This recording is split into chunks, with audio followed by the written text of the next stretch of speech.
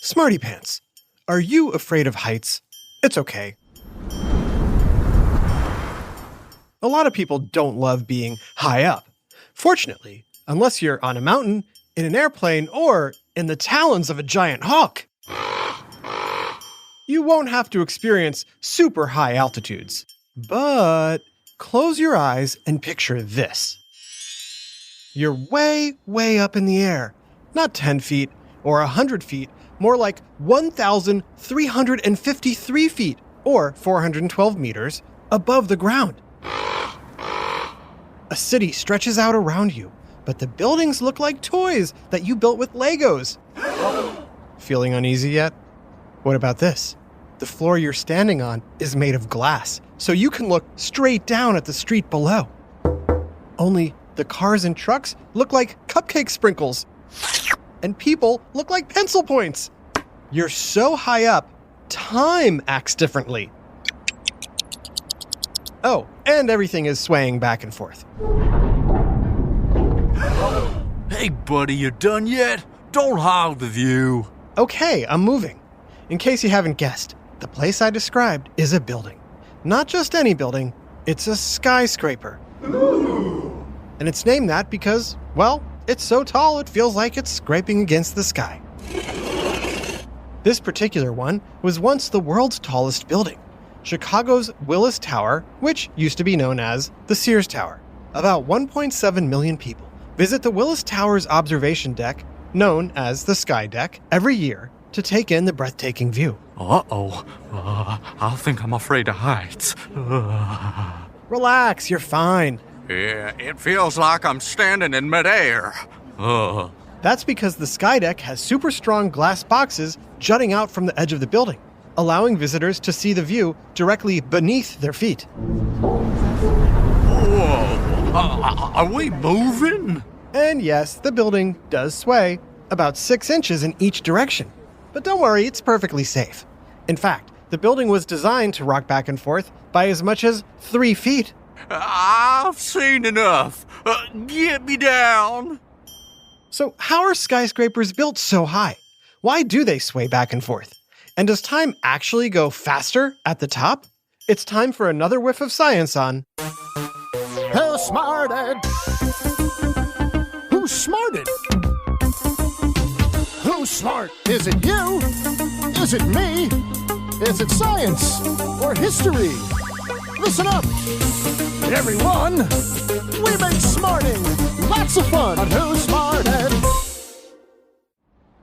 Do you live in or have you ever been to a big city? Maybe you've seen one on TV. What's one of the first things you notice? The museums, the restaurants, the smell. That's a lot of garbage. I don't know about you, but the first thing I notice about a big city are the things that make it feel so big. I'm talking about skyscrapers, buildings so incredibly tall you nearly fall over trying to look at the top of them. Oh, I think I can see my house from here. But here's the thing about tall buildings. Just when you think they've built them as high as they possibly can go, they build an even taller one. Remember the Willis Tower in Chicago? I said it was once the tallest building in the world. And for a quarter century, it was. But now, there are over 20 buildings that are taller, with more on the way. Of course, the world's first tall building is nothing like the buildings of today. Scientists say it was built about 11,000 years ago in Jericho, in a region of the world called the Middle East. Compared to today's skyscrapers, the Tower of Jericho wasn't big, only 28 feet high, about the size of a 3-floor building. That's not even as tall as a Brachiosaurus dinosaur. The tower is now in ruins, but another ancient structure that was the world's tallest for nearly 4,000 years is still standing in another Middle Eastern country. Can you guess what it is? Here's a hint. The building is named after its shape. Is it A, the Great Circle, B, the Great Square, or C, the Great Pyramid? Did you say Great Pyramid? Nice! From ancient times to the 1200s, Egypt's 481-foot-tall Great Pyramid of Giza stood as the world's tallest structure. After that, several European cathedrals, including the Lincoln Cathedral in England, surpassed the pyramids with their great towers and spires. Then, in the 1880s, two famous monuments rose up and took the crown.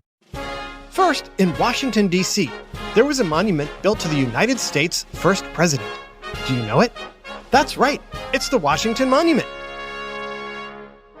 And shortly after that, the French topped the USA with a tower of their own. Any guesses? Why, but of course, it is the Eiffel Tower in Paris, or Paris. Now, have you noticed something about all these tall structures I've mentioned? None of them are buildings or skyscrapers as we know them today. That didn't happen until the late 1800s. Hey, Harry, what are we building? A pyramid? Another tower? Nah, a building. Oh, cool. But Harry, why is it called a building, even when we're done building it? Just build the building, Frank. For the buildings you see today to be built, there needed to be two breakthroughs in architecture. And architecture is the practice of designing and building buildings. The first was the development of steel in the 1860s. Steel was lighter and stronger than the iron and heavy stone previously used to make buildings. With the creation of steel frameworks, architects could design buildings taller than before. But getting people quickly up and down a tall building required a second invention. Any idea what it is? Here's a hint. Say you lived on the 30th floor of a skyscraper and you ordered a pizza delivery. Hello? Hey, yo! I got a hot pizza pie for some kids on 30. Ooh, pizza. Come on up. As you can imagine, the 30th floor is pretty high up. That's at least one full staircase for each floor. Whew, here we go. Come on, Vinny. Wow, this is a lot of stairs. I've been walking for like 8 minutes. I gotta be getting close. What? I'm only on 12? What do you think would help our delivery guy? A trampoline? A giant slingshot? 23. Almost there. Have you figured it out yet? Made it. Here's your... Hold on. Pizza. It's cold.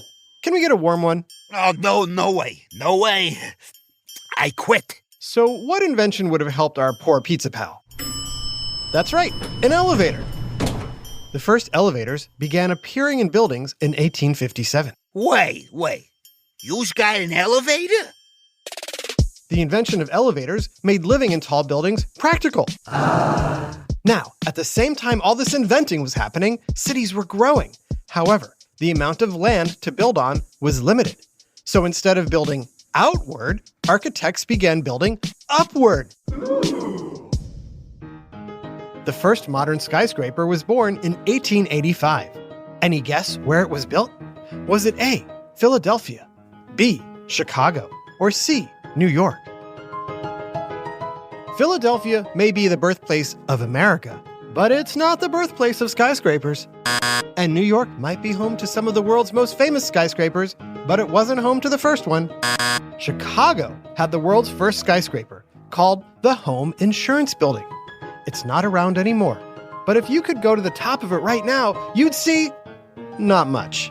That's because the world's first skyscraper was only 10 stories tall. What? Back then, the word skyscraper was used to describe steel frame buildings 10 to 20 stories tall.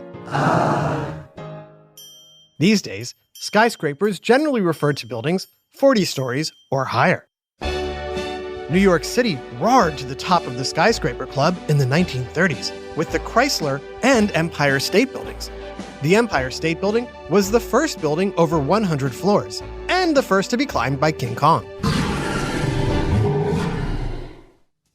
For the next 40 years, New York was the skyscraper capital of the world until Chicago took back the crown in 1973 with the Sears Tower, known today as the Willis Tower.